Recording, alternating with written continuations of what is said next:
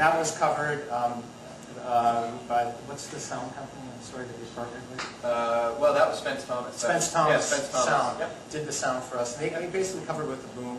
We used some of the sound from the actual camera lights, and we mixed that all together for the stuff in the field. But the music, the concert itself was shot multi-camera, so we had a line cut to work with. Yeah, I think I mean, one of the things, we balanced ourselves a little bit because Liam and I keep talking about how inexperienced we are. I guess we're not so inexperienced anymore.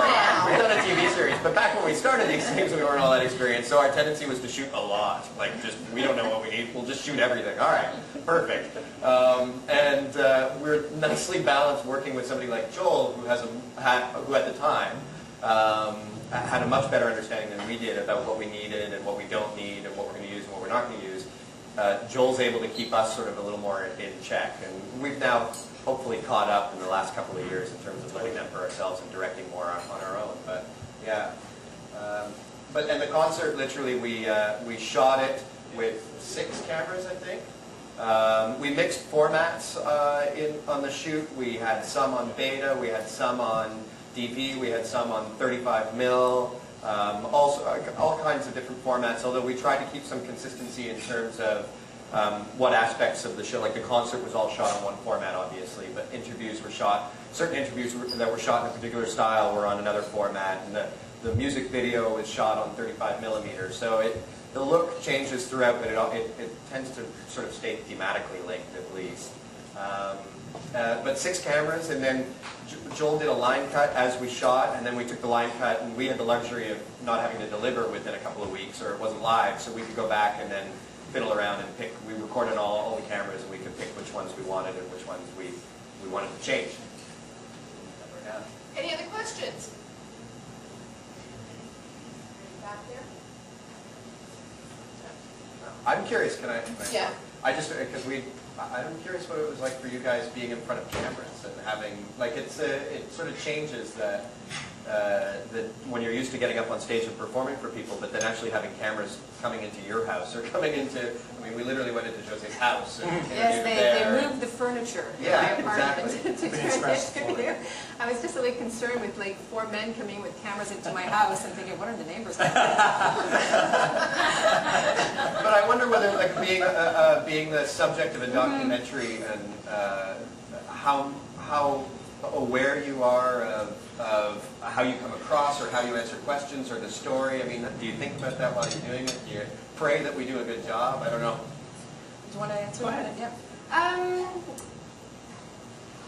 I don't know. I mean, you guys were just such a great team to work with, and knowing that you love us and you're so supportive of us, like you're fans of ours, we were just so happy for you to be there. And the fact that you were doing this about us, you know, a group of people that have literally become a family, you know, and I think people got such a kick out of doing it.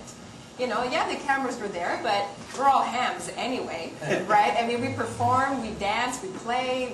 When you see us perform, we're always smiling, laughing, you know, the rapport between each of us. So you sort of became, I think, part of the band.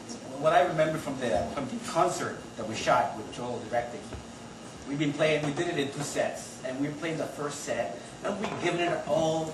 We're playing, and we're sweating, and we're enjoying it, and then we take a break, and Joel comes up to the green room and says, "Could you liven it up a bit? Could you give it more energy, please?" And we were like, "What?" That was it. So we have to come back and even give it more. See, and the challenge there really for any filmmaker, especially in a live concert situation, is that if you see Samba Squad live, and please go see these guys live, they're amazing. Wednesday, September 20th at the Mod Club. Thank you. Next Wednesday. The energy and the adrenaline, and you see all these faces, multicultural, multi-age, banging on the drums in perfect sync with everybody. Brazilian rhythms, hip-hop rhythms, funk rhythms. Our challenge, Jason, myself, and Liam, as filmmakers, was we've got to capture that energy. And that is really going to be seen on a screen in somebody's house. Well, you want to make sure that that person has the same the music has the same effect to them as if you were seeing it live, and that was a challenge. We hired Kurt Swinghammer, I don't know if you maybe know him, as our art director to build these wonderful Afrocentric sets around the squad. The lighting director, Dave Fairfield, did a great job of making sure that everything is seen, the mood lighting in some of the slower songs. All the stuff that we did, the editing, the amazing editing, Darren, on the live performances. We did our best to make sure that the person watching at home has that same live experience, and that was a huge challenge. I think it's, I mean, like all documentaries, I mean, obviously lots of filmmakers have an agenda, and so they're going to go out and try and make they'll make a documentary on a subject, but they might have their own slant or their own view that they want to get across.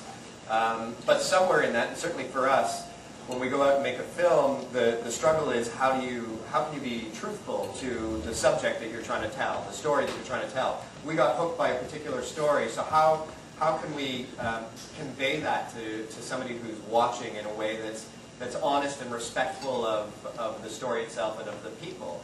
And then the unique challenge maybe for the music films that we make is how do you translate the musical experience to somebody who's watching? And for a group like Samba Squad, that was incredibly difficult because it's literally the experience of seeing Samba Squad. You go to hear them perform, you don't hear Samba Squad so much as you feel them, literally through the floor, through your legs. You know, it's percussion, so it's literally your heart pounds, your muscles tighten up, you move, you dance. And so for us, how do you get that across on a television screen or on a movie screen? And that was a really that was a formidable challenge. And they pulled it off. We had a screening for the band, and we watched it, and we saw what we see when we're playing. When we're playing between ourselves, with no audience, we have this thing that happens between us, this kind of like unspoken communication. We just look at each other, and we play. What do you guys call it? There's a name for it. What? In the pocket? In the pocket. Right. So we're playing, and we're grooving, and we're having a good time. And they captured that on the film. I couldn't believe it. I was watching it, and it was like, yeah, that's what it's like, exactly. Yeah, I know for me, it tends to come back to close-ups. Liam and I have had long discussions about, why film it in the first place. Like, you could go see Samba Squad live, so why do you need a film? So, well, obviously one answer is there's a story to be told that you're not going to get necessarily at the concert unless you hang around and talk with somebody. So one part is the story. But in terms of music, what can you present on screen that you can't do live? And for us, we always seem to come back to, well, there's the close-up, that you can get in so much tighter. You can actually, in some ways, experience what it's like to be right there, to see perspectives that you never get to see. Working with the Nathaniel Deck Chorale before this project, you don't generally get to see the conductor when you go to see them live. You only see their back. So for us, it was so fascinating to turn the camera around and see it from the singer's perspective. And with Samba Squad, likewise, they're led by Rick Lazar. So it's fascinating to turn the camera around and see what they see, to see Rick leading the group, and to be able to get in really close so that you see all the sweat and you can practically smell them. That, for us, was part of the way that we tried to convey it. And then obviously you record it in 5:1 surround, and you get as many cameras as you can. And, It's a very good point, because when you get pitched a film that has performance in it, frequently you're kind of like, whoa, no, because it's never as good as being there. So, in fact, the film has something to that performance that you can't get when you're there. And that is the thing in Samba Squad, that you see something extraordinary. And because, I don't know whether it's really because it's percussion, and you guys are